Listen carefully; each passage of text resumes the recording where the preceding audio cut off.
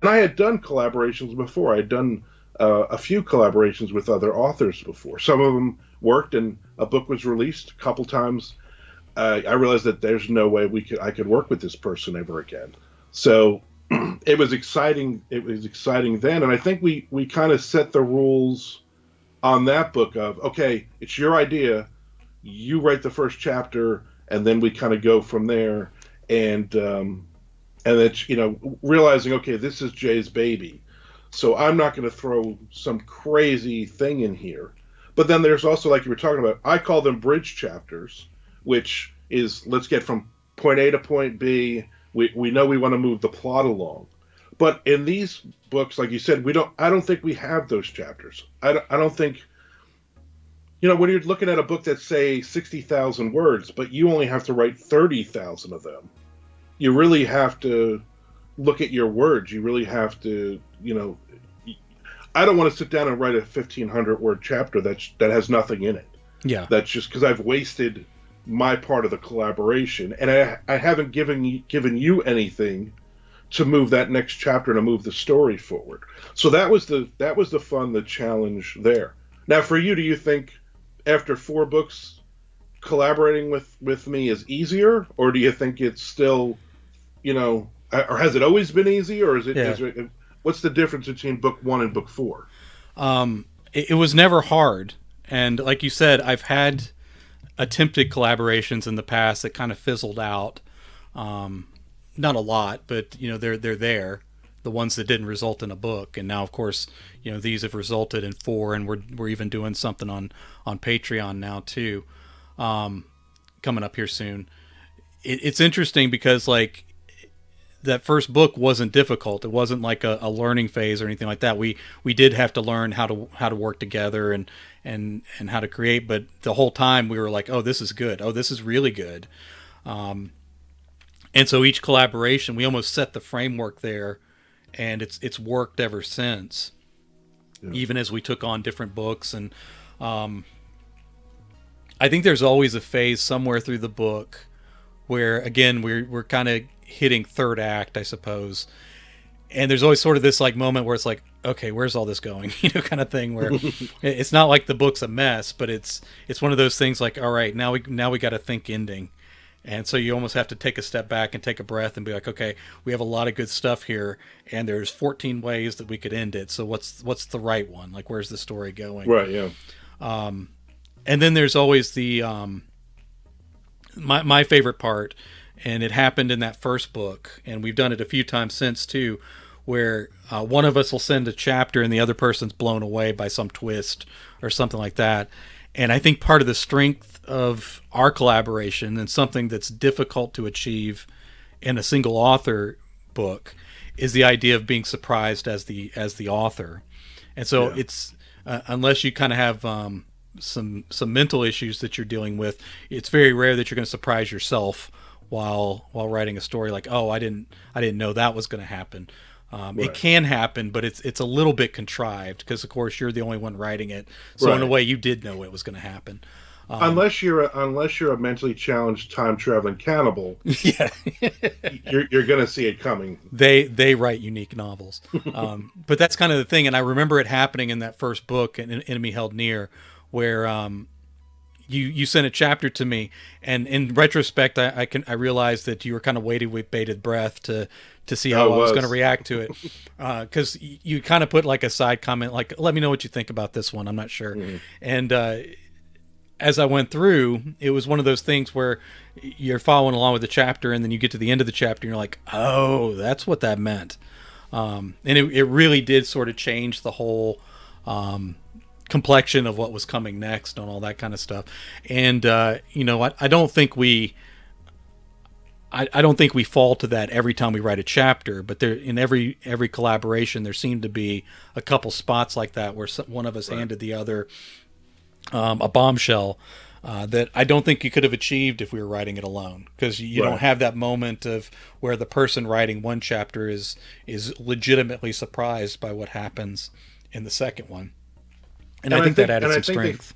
and I think they fall in. I think there's nothing out of the when you read it, you go, okay, that makes sense. Like, Right. that's a great twist, but it makes sense. And I think that's important too. Like we've done collaborations. We did collaborations before all this, but with other authors. We did the Mm-hmm. Hellmouth trilogy Right.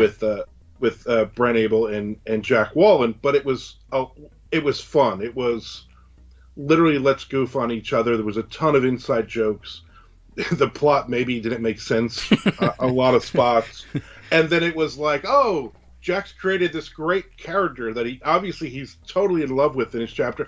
So I go next. I'm going to kill the character, or I'm going to spend an entire chapter talking about former teacher Jay Wilburn on his front lawn screaming, "Get off my lawn!" I mean, that was the fun of those. So there was there was stuff that was unexpected, but in a funny way. But yeah, I got to tell you, when I wrote that twist, and I know exactly what you're talking about, Right. and I was just like, I literally wrote it, and I went, "Oh my God, Jay's gonna love this or hate it," and is he gonna see what I'm doing? Like, is he gonna understand what I've done until the end? And I remember telling my wife too. I'm like, "All right, so this is what I did, but then this is what the twist is," and I just sent it to Jay, and I really did was like, "Come on, read it, read it." I was like waiting for you because on these collaborations too, they're written over a long period of time as well. Right. These are never our main focus novels because we're always writing. We're both very prolific writing other books. So we both might have a dozen books or stories that we're also need to be completed. So there are times where I'll write a chapter on Friday. Well, Sunday you might give this back, but I might not write my next chapter till the following Monday, Mm-hmm. 10 days later or whatever, and then you do the same. So over the course of time, we wrote a lot of these books. So for me, it was like, oh, great! I just wrote this killer ending to this twist chapter, and now I got to wait like a week for Jay to read this thing. Yeah. But I think it came back like in 2 or 3 days, if I remember, that you read it, and you were just like you like praised like, oh my God, that is great. And for me, I was like, I mean, it's great for the ego, but it's also great because not to get all sappy here, but the reason that I wanted to write with you is because I loved your work. I loved all your short stories, and you really, from the very beginning, you really upped my game. From your first chapter on that, I was like, oh wow, this is so much more. Because I'm a pulp fiction writer. Mm-hmm. There's so many threads to this. There's so many subplots and different things right from the first line of this. You can go in a million great directions. So it really upped my game. So when I was able to write something like that, and I felt like up until that point I was writing the book with you, Mm-hmm. but I was still having trouble, I think, in my mind of owning the book and owning the story. And I think when it got to that part, by that point, I was like, okay, I am 50% in here with Jay. Like this is not Jay's story, Right.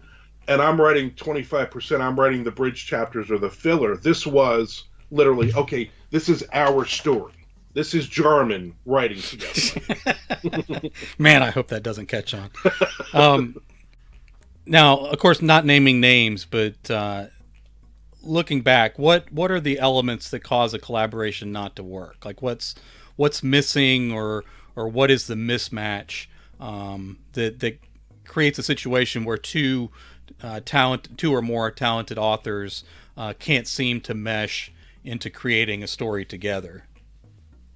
It's like I'm gonna give you a baseball analogy. All right, Here we go. See if you can follow along, Jay. all right, Uh, if you hit 300 in baseball, you've had a good season. right. That means out of 10 times coming up to the plate, you've only hit the ball 3 times Yeah, successfully. So that's a 30% rate. And for me, it's kind of that way in collaboration. Not just for me, but I see other authors.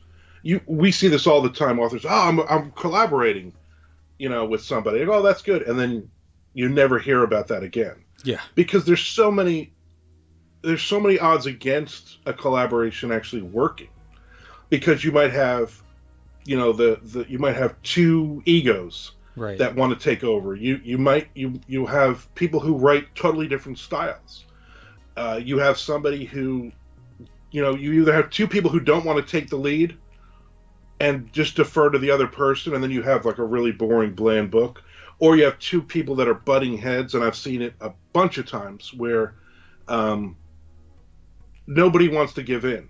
You know, I just talked to a writer maybe a month ago that was doing a collaboration with somebody, and they got about 5 chapters in, and the other person had actually rewritten their entire chapter and did not like what was no, I don't like this direction. It's my story, so we're doing this. And they were like, yeah, then you write your story, and they walked away. Yeah. So there's so many other factors. I mean, I think what was great with us is we knew this isn't our primary focus. And whenever I walk into something with somebody, I say this can't be my primary focus because I have other things that I'm writing. So if you're good with writing, like I wrote a book with John Quick, it took us over a year to write that book, but it was because we both had set the ground rules in the beginning of, this is it. And also for me, I always go, you came up with the idea, and I like the idea enough. I'm in. Give me that first chapter. Give me some idea of where it's going, but then understand that I'm not going to. Chapter 2 might not come for a week or two. So again, that was a great collaboration, he and I, because we both understood those rules. I mean, I think it took me like 2 months at one point to write a chapter because I was writing other books that were on deadlines at that point. But he never busted my chops. He'd check in every now and then. But for me, that was, one person has to take the lead. And for you and I, it's worked because, okay, this is my idea, I take the lead. It's your idea, you take the lead. And we just kind of worked it, we've worked it that way. And I think that's what works. But you have to like the other person's writing. Yeah. You have to I wrote a series with someone whose, the way they write their first drafts are so completely different from mine. I write a pretty clean first draft. Theirs is like 18,000 words is a first chapter. And it has all kinds of crazy stuff. And then they pare it down to 5,000 words. And then an editor will knock it down to 1,500 words. So they're just overwriting everything. And that was every chapter working with this person. It drove me nuts. I guess that's also the fun of being a writer when you work with other people, because you have no idea what they're going to add to the story. You have no idea if they're going to make the story better. I was years ago, I was co-writing a story with an author, and about, 15, 20 chapters in, I mean, she has this horrific scene where the guy like cut off his own penis or something, like something that did not fit. And I said, we can't have this. It doesn't make sense within the story. It's super violent. We haven't had a lot of violence in this story. And she was adamant that this was part of the story. And I said, all right, well then I don't want to work with you anymore. And there was hard feelings. And to this day, she's kind of an asshole to me. But there was that hard feeling between us because I think at the time we didn't set those rules. I just assumed, well, we're like 30,000 words into this story, and there's been not a ton of gratuitous anything, and then you have this scene that made no sense where this happens. So sometimes it works, and a lot of times it just doesn't work. Yeah, I think it is good for one person to do lead, so you have like a tiebreaker, I guess, or someone who can kind of like say, well, when I first thought of this, I envisioned this kind of thing. If you're kind of in a stuck place, but then also like you said, you can't have the situation where you're always rewriting the other person's chapters. So you kind of have to hold, when you decide to collaborate, you kind of have to hold the story with a loose hand, so that you're open to the idea that it could go a different way. And so if you don't have the ability to, I guess maybe improv is the best word, like to take, okay, I've been given the scene, so what's next? If you're the kind of person that locks in on a path, and any deviation from that path puts you somewhere you can't get out of, then you're probably not a good collaborator. And I know you and I were sitting in on an interview at one of the conventions with a very well-known author, and he immediately was turning down collaborations, and whoever was interviewing them kind of asked, well, why does that not work? And his statement was, well, anything that you can write in a collaboration, you can write better by yourself. And you and I kind of looked at each other because we sort of believe the opposite. Yeah. And not just with every collaboration we're in, but in the ones that we're in, we typically ended up with a book that we both felt like, well, I couldn't have written this by myself. I can write great books, but not this book. This book was only exists because we worked on it together. And so when he started to explain, he kind of said, well, they sent me their chapter and they wrote it wrong. So I had to like go in and fix it. And he didn't like that very much. So you're like, well, you're a great writer, but I can see why you're a bad collaborator.